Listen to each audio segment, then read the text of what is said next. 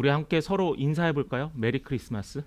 메리 크리스마스. 메리 크리스마스. 우리 여기 사춘기 아이들은 그냥 가만히 있네요. 예, 이해합니다. 저도 가만히 있었어요. 기쁜 성탄입니다. 우리 주일학교 학생들 선물 받았어요?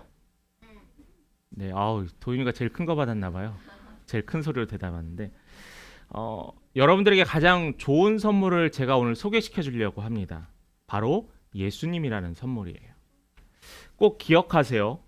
제가 예전에 여러분들 중에서 저 같은 분이 없을 수도 있겠지만은 물건을 사면 물건 안에 꼭 포함되어 있는 게 있습니다. 특별히 뭐 가전제품이나 핸드폰 같은 걸 구매하게 되면 그 안에 뭐가 있죠? 사용 설명서라는 게 있습니다. 제가 물건이 고장나서 서비스 센터에 전화를 했더니 그 서비스 센터 직원이 저희 집에 방문을 했어요. 그러면서 혹시 매뉴얼 갖고 계시냐고 라고 물어보는 겁니다.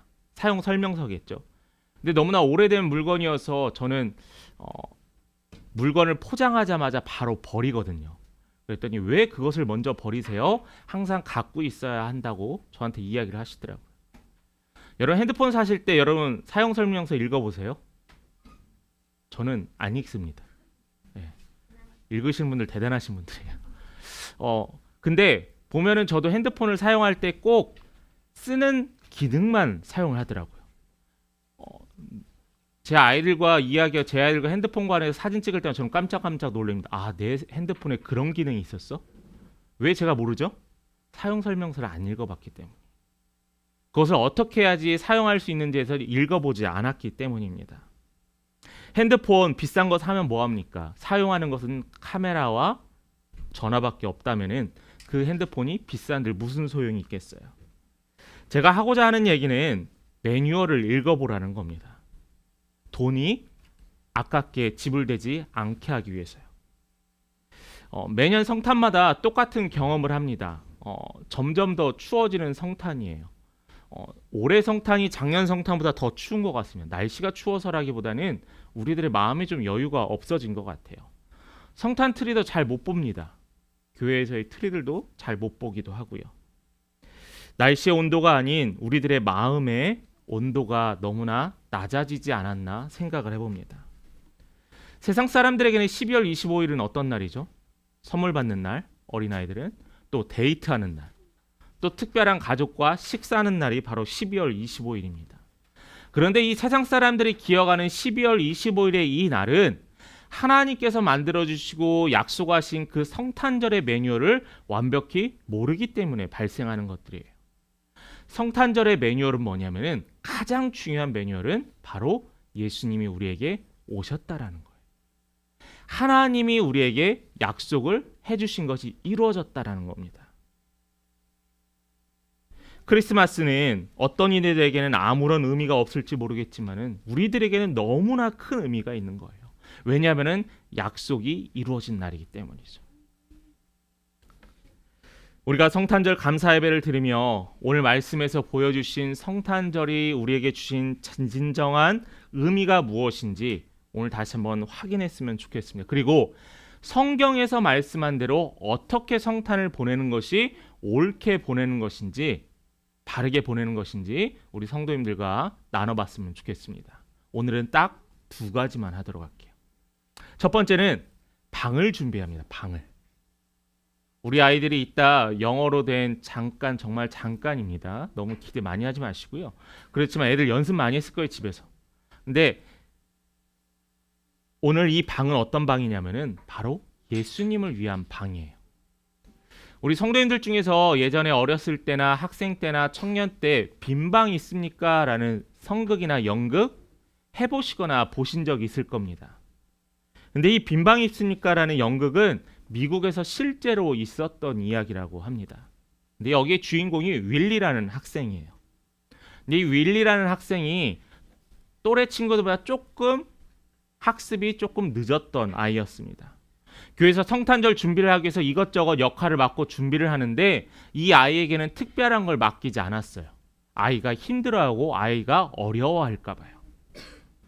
그런데 이 윌리에게 기회가 찾아왔습니다. 어떤 기회냐면은 이 연극 가운데서 여관 주인 역을 맡았던 아이가 못하게 되었어요. 그래서 선생님이 어쩔 수 없이 이 윌리에게 여관 주인의 역할을 맡기게 했습니다. 주변 사람들을 걱정했겠죠. 윌리가 잘할 수 있을까? 윌리가 실수하지 않을까? 이제 연극을 시작했습니다. 마리아와 요셉이 예수님을 낳을 수 있는 그곳을 여관을 찾기 위해서 곳곳을 두드리기 시작했어요. 그런데 이 윌리가 여관 주인 역을 맡았는데 그때 이 여관 주인 역에 맡았던 윌리가에게 노크를 합니다. 혹시 저희가 오늘 여기서 잘 수 있을까요? 대본에 쓰여져 있던 대로 윌리는 여기는 더 이상 빈 방이 없습니다 라고 했어요. 그냥 정말 이 짧은 한 문장만 하고 내려오면 됐습니다. 그런데 윌리가 갑자기 잠깐만요. 방을 제가 준비하겠습니다 라고 이야기하는 거예요. 이 아이는 아기 예수님이 태어나고 이 요셉과 마리아가 아이를 낳기 위해서 배가 부른 모습을 보고 대본에도 없었던 빈 방을 마련해 주기 시작했다라는 거예요. 사람들은 웃었어요. 또 연출을 담당했던 선생님은 깜짝 놀랐습니다. 그런데 이 윌리는 빈 방이 있습니다. 빈 방이 있단 말입니다라고 대사를 했어요. 그러면서 이 연극이 끝나고 나서 윌리는 눈물 범벅이 되면서 이런 이야기를 했다고 해요. 예수님께 방을 드리고 싶어요. 이게 우리가 매년 35년 정도, 지금도 성탄절만 되면 대학로에서도 또 교회들에서도 이루어지는 빈 방이 있습니까라는 연극의 주된 모티브이기도 합니다. 누가복음 2장 7절의 말씀을 보면은 첫 아들을 낳아 강보로 쌓아 구유에 뉘었다라고 했습니다. 우리 학생들 예수님이 어디서 태어났는지 아세요? 말 구유. 말이 먹는 밥통에서 태어났어요. 여러분들 어디서 태어났죠? 좋은 병원에서 태어났잖아요. 엄마에서도 태어났죠. 그런데 이때 너무나 보잘것없는 곳에서 예수님이 태어나셨어요. 냄새나는 마국간, 어느 누구도 거기에서 말밖에 살 수 없었던 이곳에서 예수님이 태어나셨습니다. 요셉과 마리아가 베들레헴이라는 도시에 가서 어떻게 당신들에게 줄 방이 있습니까? 라고 질문했지만은 어느 누구도 그 방을 내어주지 않았어요. 여기서 하나만 생각해 봅시다. 어떤 생각이냐면은 바로 여러분들이 여관 주인이면 어땠을까라는 거예요. 만약 이 여관 주인이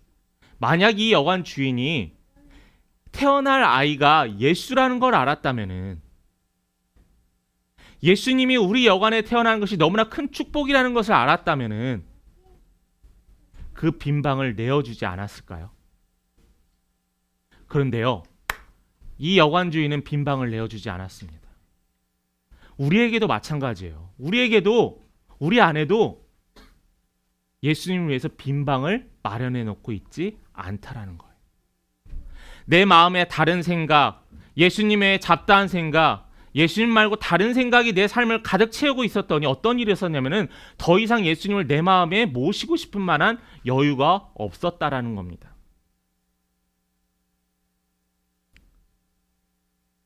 여러분, 세상 사람들 오늘 성탄절을 어떻게 보내는지 한번 보세요. 정말 바쁘게 보냅니다. 어제 저녁에 불타는 토요일을 아마 보냈을지도 몰라요. 여러분, 우리 마음에는 예수님이 오실 만한 곳을 비워두셔야 돼요. 예수님이 계실 만한 곳을 비워둬야 합니다.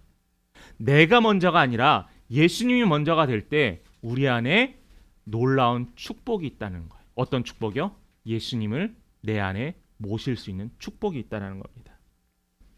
우리 속에 잡다한 것을 내어던지고 그리스도를 위한, 예수님을 위한 방을 마련해 주세요. 자, 두 번째입니다. 성탄은 기다림이에요. 우리 학생 첫 번째가 뭐였죠? 무슨 방? 빈 방. 두 번째는 기다림이에요. 기다림. 우리 아마 학생들이 제일 기다리고 있는 게 지금 방학일 겁니다. 그렇죠? 빨리 방학 됐으면 좋겠다. 학교 가기 힘들다. 또 어떤 이들은 지난주에도 눈이 많이 오긴 해서 눈을 기다리는 아이들도 있고요. 크리스마스를 기다리면서 선물을 기다리는 사람들도 있습니다. 어른들도 마찬가지예요. 연말에는 황금 같은 연휴를 끼워서 쉬기도 하고요. 또 친구들과 오랜만에 만나는 송년회도 하기도 합니다. 그리고 또 기다리는 사람들이 있어요. 장사하시는 분들은 연말 대목, 특수를 노리고 기다리는 사람도 있습니다. 사람들은 이 성탄절을 많이 기다려요. 성탄절 연휴를 많이 기다려요. 왜요? 자신의 이익을 위해서요. 그런데 우리가 기다려야 되는 이유는 다른 것이 아니면 하나님께서 우리와 약속을 이루셨다는 것을 기다려야 한다는 겁니다. 우리에게 그리움이 하나 있어요. 그 그리움은 뭐냐면은 잃어버리는 하나님에 대한 그리움이 있어요. 예수님께서 세례 요한을 말씀하시기 전에 약 400년 동안 이스라엘 백성들을 향해서 어떠한 말씀도 하지 않으셨는데 예수님이 태어나시기 전에 이 세례 요한을 통해서 예비하시고 준비하기 시작하셨어요. 오늘 우리가 말씀을 하나 읽어보려고 합니다. 여러분 성경에 보면은 본문에 나와 있진 않은데 22절 이후부터 2장 22절 이후부터 예수님의 정결의식이라는 제목으로 말씀이 나와 있어요. 여기에서 등장하는 사람이 시므온이라는 사람입니다. 한번 얘기 잘 들어보세요. 이 시므온이라는 사람은 의롭고 경건하고 또 성령이 그 위에 계시다. 자, 쉽게 말하면은 바로 믿음 생활을 잘하고 하나님을 잘 섬기는 사람이 누구였냐면 이 시므온이라는 사람이었어요. 근데 이 시므온은 누구를 기다렸냐면은 메시아, 예수님을 기다리기 시작했어요. 예수님을 기다리면서 그는 늘 매일매일 기다림 속에 살았습니다. 근데 22절 이후부터 700년 전부터 예언된 그 예수님이 오신다는 것을 알게 되었을 때 이 시므온의 마음은 놀라울 정도로 기쁨이 넘쳤다라는 거예요. 그럼 그 700년 전의 약속이 무엇인지 한번 찾아볼까요? 이사야서 7장 14절 말씀입니다. 우리 성도님들 함께 같이 한 목소리로 읽어보겠습니다. 시작.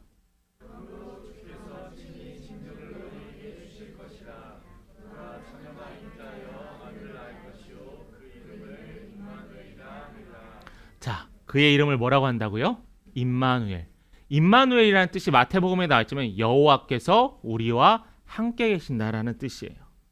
이 시므온이 기다렸던 것은 바로 이 말씀에 이야기하고 있던 여호와께서 우리와 함께 하신다는 것을 기다리고 살았던 사람이었어요. 기다리던 메시아는 이스라엘이 기다리던 구세주, 구원자였고요. 온 세상이 기다리던 사람이 바로 이 예수 메시아였다는 겁니다. 누가복음 2장 29절에 32절도 저와 함께 교독하도록 하겠습니다. 제가 먼저 한 절 읽겠습니다. 주제여 이제는 말씀하신 대로 종을 평안히 놓아주시는도다. 이는 만민 앞에 예비하신 것이요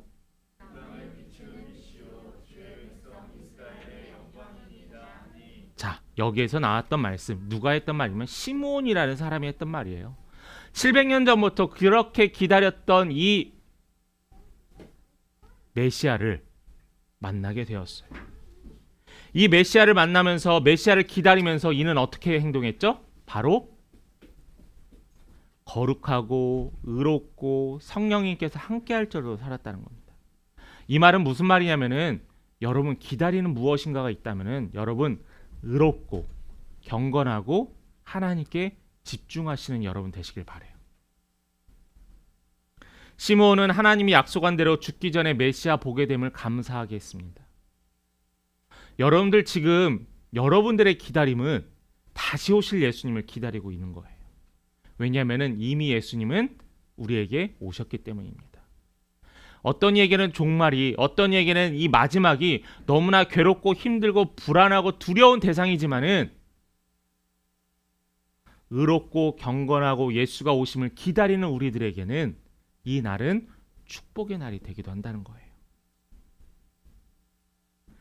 12월 25일 이제 2022년이 일주일도 남지 않았습니다. 저는 이 12월 25일 마지막 주가 왜 성탄일까라는 생각을 했을 때 성경에 나와 있지는 않습니다. 제가 생각해보고 묵상해본 결과는 기다림이라는 거예요. 기다림. 그리고 또한 만남이라는 겁니다.